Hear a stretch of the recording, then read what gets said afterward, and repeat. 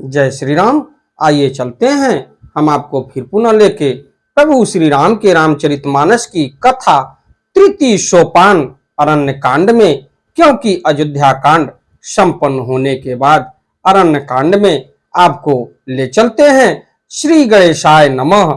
श्री जानकी वल्लभो विजयते, कर पूजा कही बचन सुहाए, दिए मूल फल प्रभु मन भाए। तो प्रभु श्री राम चित्रकूट से निकल चुके हैं अत्रि मुनि के आश्रम में अतिथि बन के, जिसमें माता वैदेही, प्रभु श्री राम और भैया लक्ष्मण। तो अब जो है कि देखा जाए तो धर्म और अधर्म की लड़ाई शुरू होगी, जिसके लिए प्रभु का अवतार हुआ है कि अधर्म पर धर्म की विजय। तो इस कांड में सती अनसुईया जो देखा जाए तो अत्रि मुनि की पत्नी थी, और वो अपने भाव विभोर महिमा से, और अत्रि मुनि इतने तपस्वी थे कि उनको ये ज्ञात था कि प्रभु का आगमन होगा। अब प्रभु को जरूरत पड़ेगी दिव्यास्त्रों की और अनेक दैवी शक्तियों की, जो अत्रि मुनि द्वारा प्रदान किया जाएगा। वस्त्रों और आभूषणों को भेंट की माता वैदेही को अनसुईया माता ने। तो ऐसे वस्त्रों को भेंट किया उन्होंने जो कभी भी मैले न होने वाले थे, हमेशा वो नए के रूप में ही प्रतीत होते थे। ये माता को भेंट की माता अनसुईया ने। तो इस कथा को मैं आपको ले चलता हूं प्रभु श्री राम के रामचरितमानस के अरण्य कांड की कथा, जो देखा जाए तो अत्रि मुनि और प्रभु श्री राम के बीच वार्तालाप की कथा, और आगे की योजना क्या होती है इसके बारे में। तो इससे पहले विघ्नों को हरने वाले भगवान गणेश और विद्या की प्रदायिनी मां सरस्वती के श्री चरणों में शीश नवाते हुए विनम्र निवेदन करूंगा कि हमारे देश संसार में जहां भी प्रभु श्री राम के रामचरितमानस की कथा हो रही हो, उसे संपन्न करने में अपना पूर्ण योगदान दें। उसके साथ साथ हमारे ऊपर भी अपनी कृपा बनाए रखें कि मैं अपने मुखार बिंदु से प्रभु श्री राम के रामचरितमानस की कथा को जो भी प्रभु श्री राम भक्त प्रेमी हैं उनके तक पहुंचाने का पूर्ण प्रयास करूं, और वो अपने पुण्य के भागी बने इस कथा को सुन के। तो इसके लिए देखा जाए तो आपको शाम को 8 से 9 बजे के बीच में भोलेनाथ के श्री शिव महापुराण की कथा जाती है, उसको आप देखिए, सुनिए और समझिए। उसके बाद ब्रह्म मुहूर्त में 6 से लेकर 7 बजे के बीच में सुबह प्रभु श्री राम के रामचरितमानस की कथा आप तक पहुंचती है। इसको भी आप सुनिए और पढ़िए, देखिए, जिससे हमारा आपका देश संसार का कल्याण होगा। तो इसके बाद अब आपको हम ले चलते हैं प्रभु श्री राम के रामचरितमानस की कथा अरण्य कांड में। तो जगपति व्रताचारी विधि अहई, वेद पुराण संत सब कहई, उत्तम के अस बस मन माही, सपने हूँ आन पुरुष जग नाही। तो जगत में 4 प्रकार की पतिव्रताएं हैं। वेद पुराण और संत सब ऐसा कहते हैं कि उत्तम श्रेणी की पतिव्रता के मन में ऐसा भाव बसा रहता है कि जगत में मेरे पति को छोड़कर दूसरा पुरुष स्वप्न में भी नहीं है। ये कथा देखा जाए तो भोलेनाथ माता पार्वती को भी सुना रहे हैं प्रभु श्री राम की महिमा की। तो मध्यम परपति देखई, कैसे भ्राता पिता पुत्र निज जैसे, धर्म विचार समुझ कुल रहई, सो निकृष्ट प्रिय श्रुति अस कहई। तो मध्यम श्रेणी की पतिव्रता पराये पति को कैसे देखती है, जैसे वो अपना सगा भाई, पिता या पुत्र हो, अर्थात समान अवस्था वाले को वह भाई के रूप में देखती है, बड़े को पिता के रूप में और छोटे को पुत्र के रूप में देखती है। जो धर्मों को विचार कर और अपने कुल की मर्यादा समझकर बची रहती है, वह निकृष्ट निम्न श्रेणी की स्त्री है, ऐसा वेद कहते हैं। बिनु अवसर भय तेरह जोई, जाने हूं अगम नारी जग सोई। पति वंचक पर पतिरति करई, रौ रौ नरक कल्प सत परई। तो और जो स्त्री मौका न मिलने से या भयवश पतिव्रता बनी रहती है, जगत में उसे अधम स्त्री जानना। पति को धोखा देने वाली जो स्त्री पराये पति से रत करती है, वह तो 100 कल्प तक रौ रौ नरक में पड़ी रहती है। यानी देखा जाए तो प्रभु श्री राम के रामचरितमानस की कथा में मिलता है कि जो पत्नी अपने पति की सेवा नहीं करती और दूसरे के मोह में व्याप्त रहती है, उसको कल्प तक रौ रौ नरक में पड़ा रहना पड़ता है। यानी नरक के अतिरिक्त भी देखा जाए तो रौ रौ नरक है, जिससे निकलना बड़ा ही कठिन है। क्षण सुख लागी जन्म सतकोटि, दुख न समुझते ही सम को खोटी। बिन श्रम नारी परम गति लहई, पतिव्रत धर्म छाड़ी छल गई। तो क्षण भर के सुख के लिए जो 100 करोड़ असंख्य जन्मों के दुखों को नहीं समझती, उसके समान दुष्टा कौन होगी। जो स्त्री छल छोड़कर प्रतिवता धर्म को ग्रहण करती है, वो बिना ही परिश्रम परम गति को प्राप्त करती है। तो देखा जाए तो गोस्वामी तुलसीदास जी ने लिख दिया है कि जो स्त्री छल छोड़कर पतिव्रत धर्म को ग्रहण करती है, वह बिना ही परिश्रम परम गति को प्राप्त करती है। पति प्रतिकूल जन्म जह जाई, विधवा होई पाई तरुणाई। किंतु जो पति के प्रतिकूल चलती है, वह जहां भी जाकर जन्म लेती है, वहीं जवानी पाकर भरी जवानी में विधवा हो जाती है। जो ऐसी स्त्रियां करती हैं कि अपने पति को छोड़ के किसी अन्य के मोह में पड़ती हैं, ऐसी स्त्रियां अगर अगले जन्म में जन्म लेती हैं, तो वह भरी जवानी में ही विधवा हो जाती हैं। ऐसा देखा जाए तो गोस्वामी तुलसीदास जी ने प्रभु श्री राम के रामचरितमानस की कथा में लिख दिया है। सहज आप अपावन नारी पति, सेवत शुभ गति लहई। जसु गावत श्रुति चारि, अजहु तुलसी का हरे ही प्रिय। तो स्त्री जन्म से ही अपवित्र है, किंतु पति की सेवा करके वह अनायास ही शुभ गति प्राप्त कर लेती है। पति व्रत धर्म के कारण ही आज भी तुलसी जी भगवान को प्रिय हैं और चारों वेदों उनका यश गाते हैं। माता तुलसी की के उनके पतिव्रत धर्म के कारण ही माता तुलसी पूजनीय है और भगवान को भी प्रिय है और चारों वेदों में उनका यश गाते हैं। माँ तुलसी की सुन सीता तब नाम, सुमिर नारी पति व्रत करही। तो ही प्राण प्रिय राम, कहूं कथा संसार हित।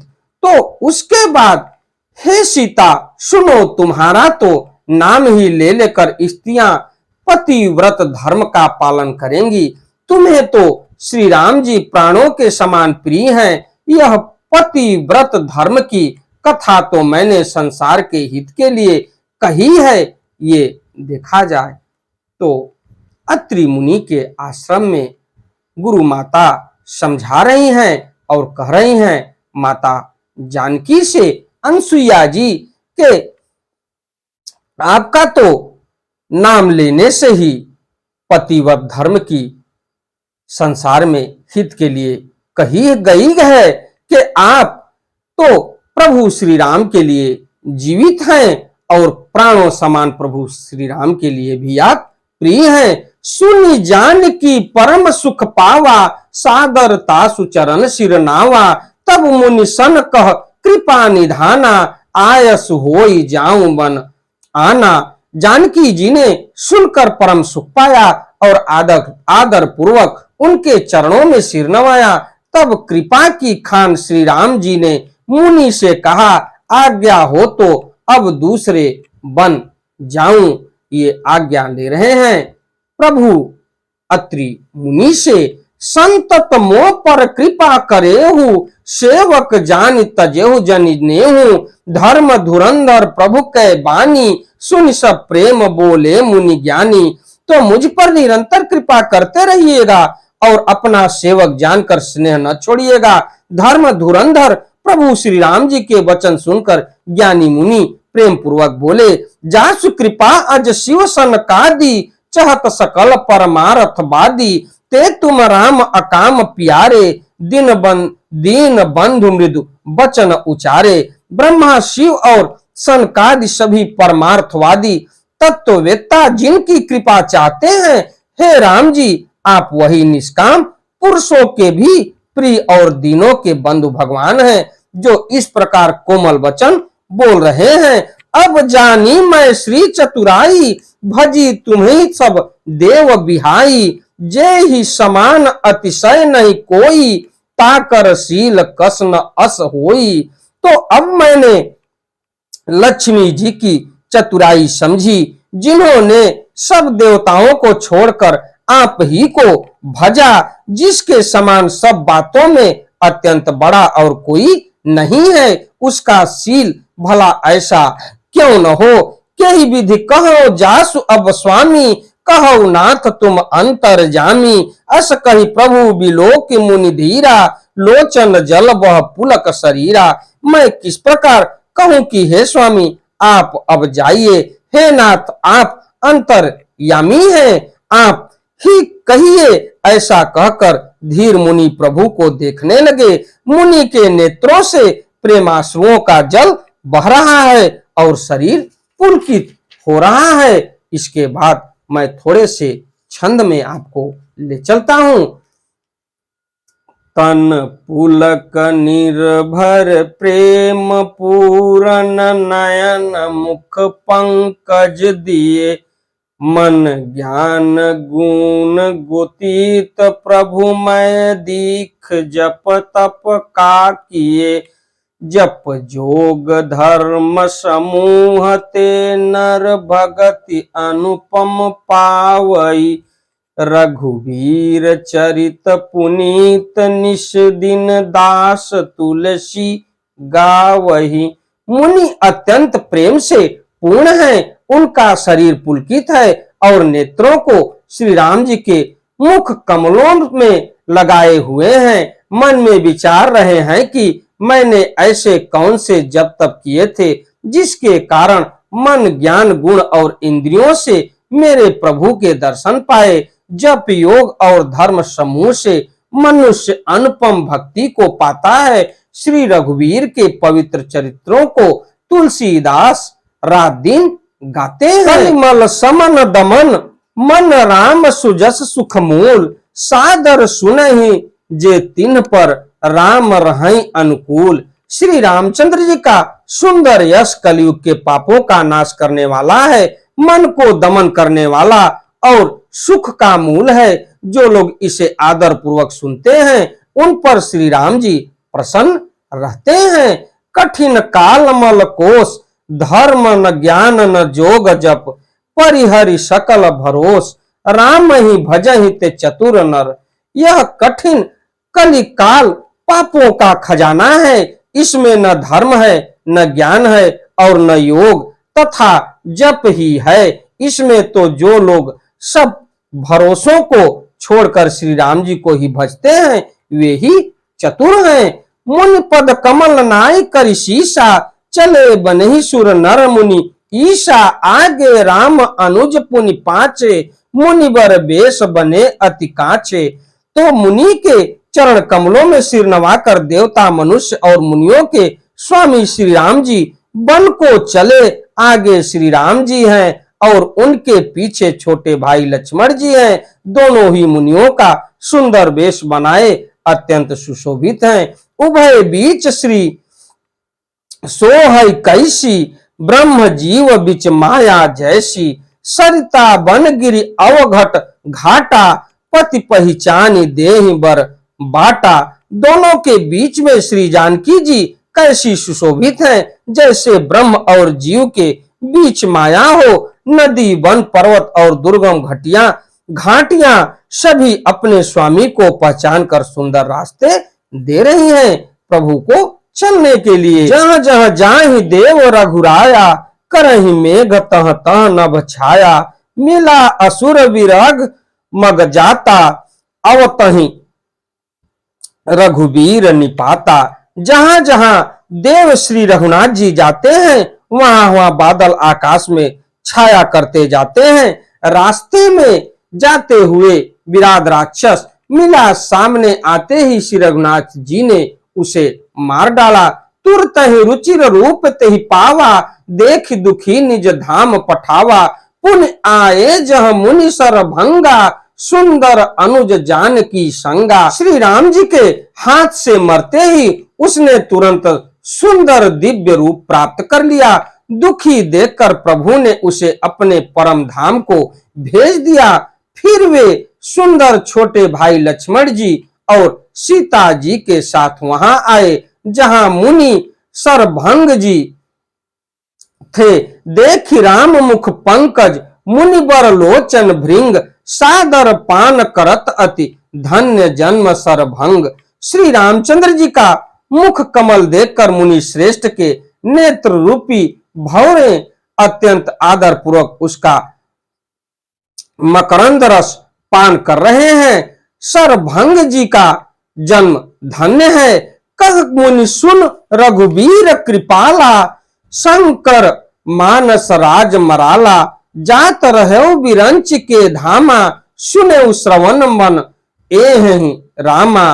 तो मुनि ने कहा, हे कृपाल रघुवीर, हे शंकर जी के मन रूपी मान सरोवर के राजहंस सुनिए। मैं ब्रह्मलोक को जा रहा था, इतने में कानों से सुना कि श्री राम जी वन में आवेंगे। चितवत पंथ रहे दिन राती, अब प्रभु देख जुड़ावनी छाती। नाथ सकल साधन में हीना, किन्हीं कृपा जानी जन दीना। तब से मैं दिन रात आपकी राह देखता रहा हूं। अब आज प्रभु को देखकर मेरी छाती शीतल हो गई। हे नाथ, मैं सब साधनों से हीन हूं। आपने अपना दीन सेवक जानकर मुझ पर कृपा की। सो कछु देव न मोहि निहोरा, निज पन राखे जन मन चोरा। तब लगी रहो दीन हित लागी, जब लगी मिलो तुम्हें तनु त्यागी। हे देव, यह कुछ मुझ पर आपका एहसान नहीं है। हे भक्त मन चोर, ऐसा करके आपने अपने प्राण की रक्षा ही की है।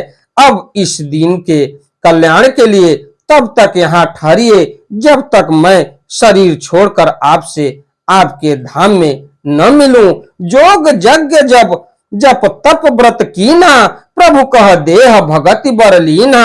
ए विधि सर रचि मुनि सर भंगा, बैठे हृदय छाड़ी सब संगा। योग यज्ञ जप तप जो कुछ व्रत आदि भी मुनि ने किया था, सब प्रभु को समर्पण करके बदले में भक्ति का वरदान ले लिया। इस प्रकार दुर्लभ भक्ति प्राप्त करके फिर चिता रचकर मुनि सरभंग जी हृदय से सब आसक्ति छोड़कर उस पर जा बैठे। इसी के साथ मैं अपनी वाणी को विराम देते हुए अगली कथा में मैं आपसे फिर मिलता हूं। हमारी वीडियो, हमारी कथा आपको अच्छी लगे तो वीडियो को लाइक करिए, शेयर करिए, चैनल को सब्सक्राइब करिए, बेल आइकन दबाना न भूलिए, जिससे हमारी कोई भी महत्वपूर्ण धार्मिक वीडियो आप तक शीघ्र पहुंचे। आपका दिन मंगलमय हो। अगली कथा में मैं आपको ले चलूंगा, क्योंकि प्रभु श्री राम अत्रि मुनि के आश्रम से निकल चुके हैं और उसके बाद सरभंग मुनि के आश्रम पहुंचे हैं। अब सरभंग मुनि से क्या वार्तालाप होती है, इस कथा को मैं अगली वीडियो में आप तक पहुंचाने का पूर्ण प्रयास करूंगा। तो इससे पहले मैं आपको बताना चाहता हूं कि हमारी रामचरितमानस की कथा आपको ब्रह्म मुहूर्त में सवेरे मिलती है, उसको आप अवश्य सुनिए, अवश्य पढ़िए, अवश्य देखिए। और शाम को 8 बजे से 9 बजे के बीच में भोलेनाथ के श्री शिव महापुराण की कथा मिलती है, उसको भी आप देखिए और पढ़िए, सुनिए और अपने जीवन को मोक्ष बनाइए। तो चलते चलते एक बार प्रेम से बोलिए, प्रभु श्री राम की जय हो, प्रभु श्री राम की जय हो, माता जानकी की जय हो, माता जानकी की जय हो, भैया लक्ष्मण की जय हो, भैया लक्ष्मण की जय हो। धन्यवाद।